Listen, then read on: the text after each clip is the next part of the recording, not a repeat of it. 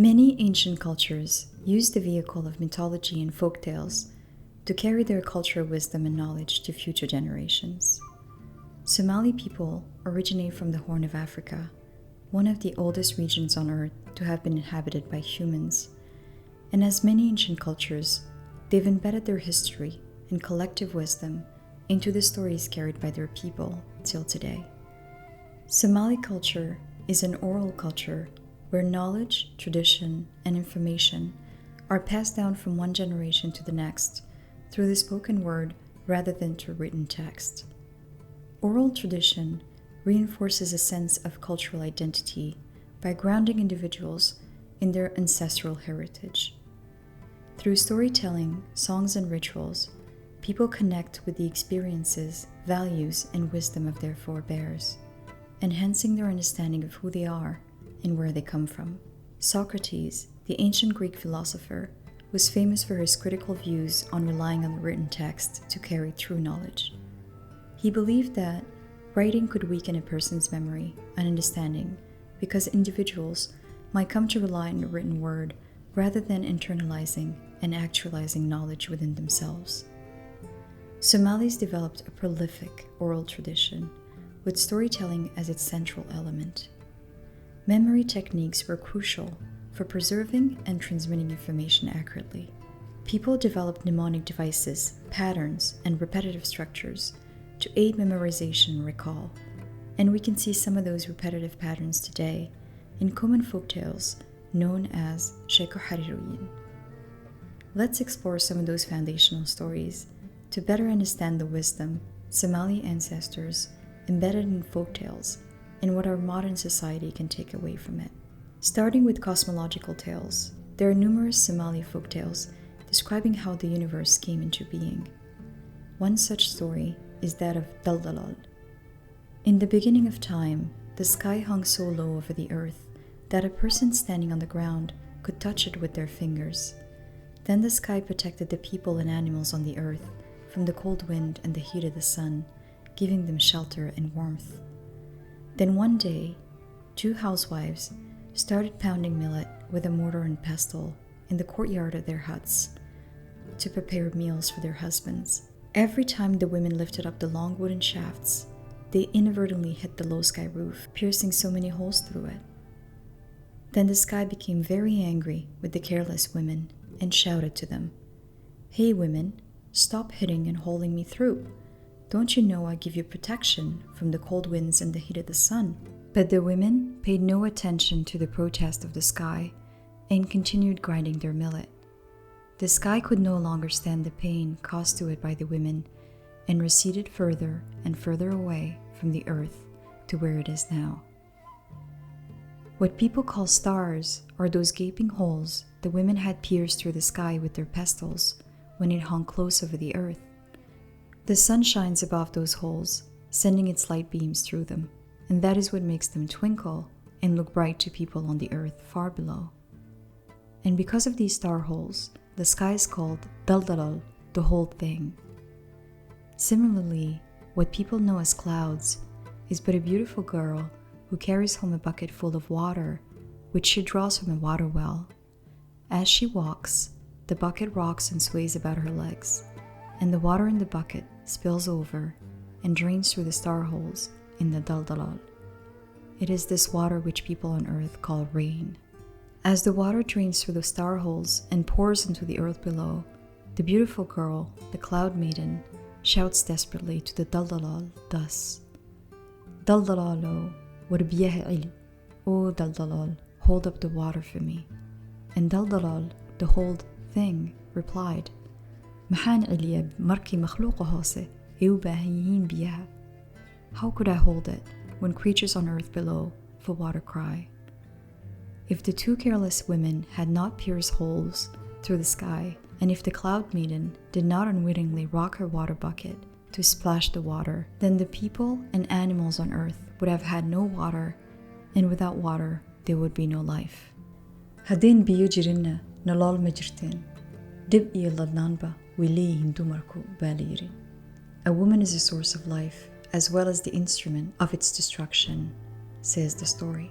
Of course, This beautiful metaphorical story does not reflect Somali's people's knowledge and understanding of the universe, as ancient Eastern Kushitics, to which the Somalis belong, had developed a sophisticated calendar based on detailed astronomical knowledge by the first millennium BCE. But it uses the vehicle of symbolism to convey profound insights about the Somali society, its interconnectedness with nature, and the role women play in that connection with nature and creation. An interesting characteristic feature of Somali folktales is that most of the principal characters in them are females rather than males. There is no male personage in these popular tales as famous as the two female heroines of Arawello and Degdir.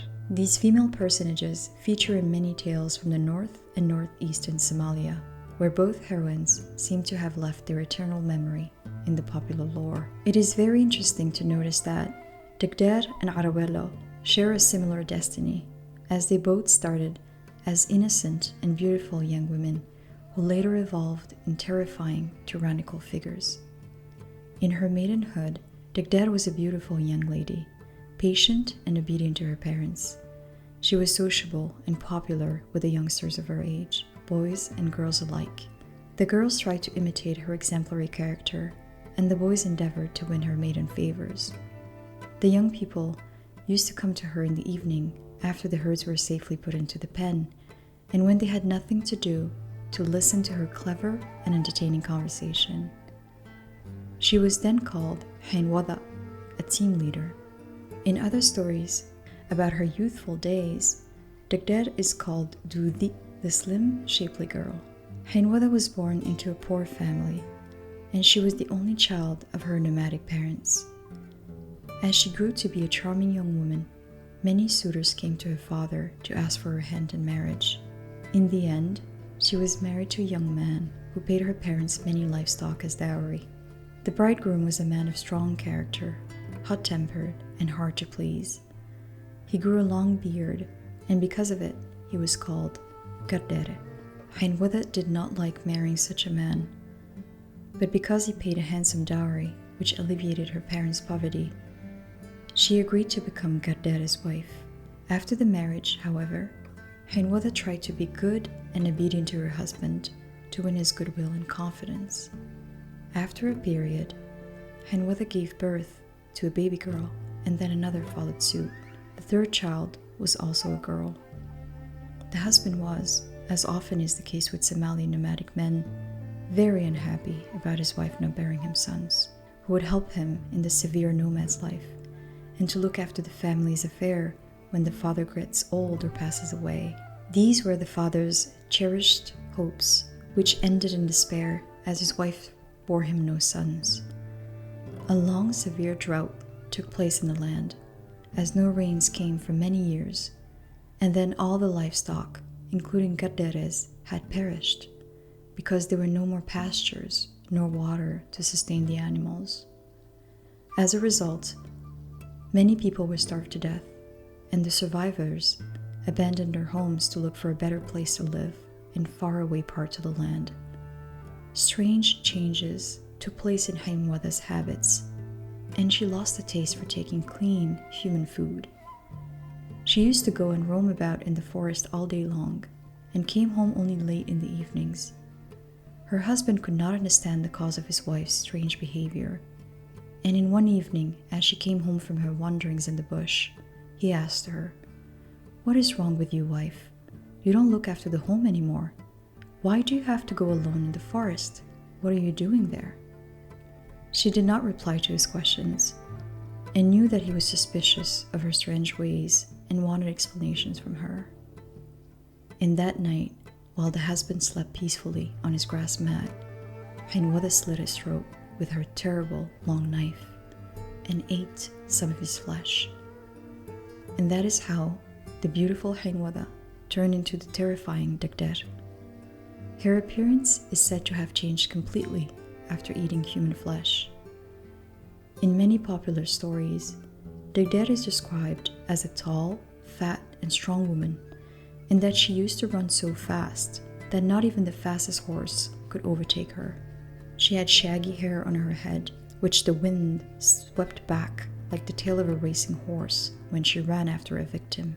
Degdir also had red blood eyes, with which she would see her victims from a great distance like a leopard. She had tremendous smelling and hearing powers too.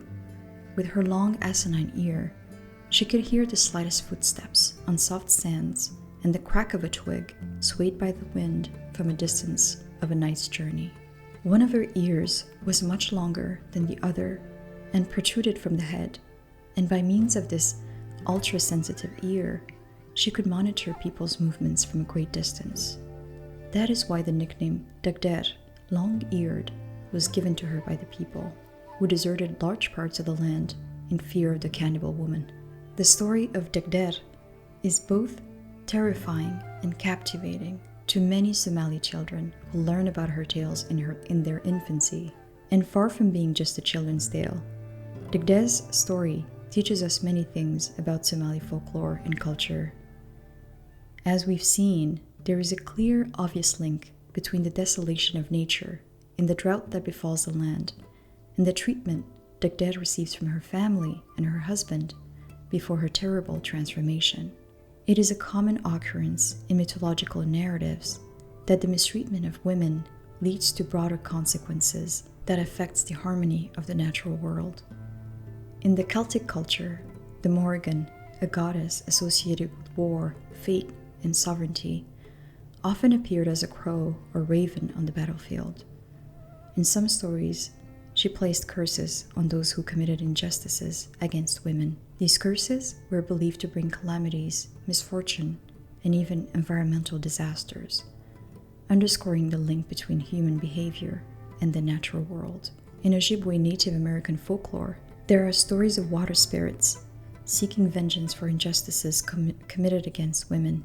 These spirits were believed to inhabit lakes and rivers. If someone harmed or disrespected a woman, these spirits would cause storms, floods, and other natural disturbances as retribution. In Somali folklore, Buti is known to be Degdir's daughter, and just like her mother, she's an ogress who devours people, particularly children, and brings calamity onto the lands she inhabits.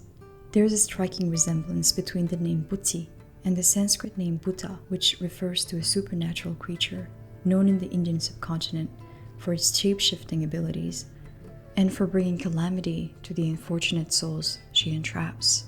These stories serve as cautionary tales, illustrating the interconnectedness between human actions, societal harmony, and the natural environment.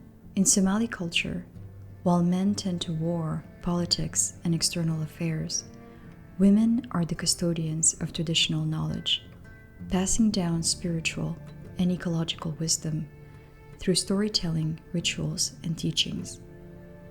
They hold sacred roles within their communities, serving as intermediaries between the human and natural world. Some of these spiritual practices are exclusively performed by women, like the Satat, also known as Hawa Iyafadumo. The Hawa Iyafadumo ceremony is an ancestral ceremony celebrating Eve or Hawa, the first woman ever to live, and Fatima or Fadumo, the daughter of Prophet Muhammad, along with other renowned Muslim women. Hence, the Satat is a strictly female practice. Women's custodial role often embodies a holistic worldview where the spiritual, ecological, and communal realms are interconnected. Their stewardship reflects a profound understanding that the health of the land and the balance between genders is directly linked to the well-being of the community. If the balance is broken and injustice and inequity are allowed to thrive, then the natural world and external circumstances will turn against the community. It is ingrained in the unconscious of Somali people that no tyrant shall prosper, which illustrates the collective belief that despite challenges, injustices, or oppression, Somalis as a people maintain an unwavering spirit that resists tyranny and always seeks justice.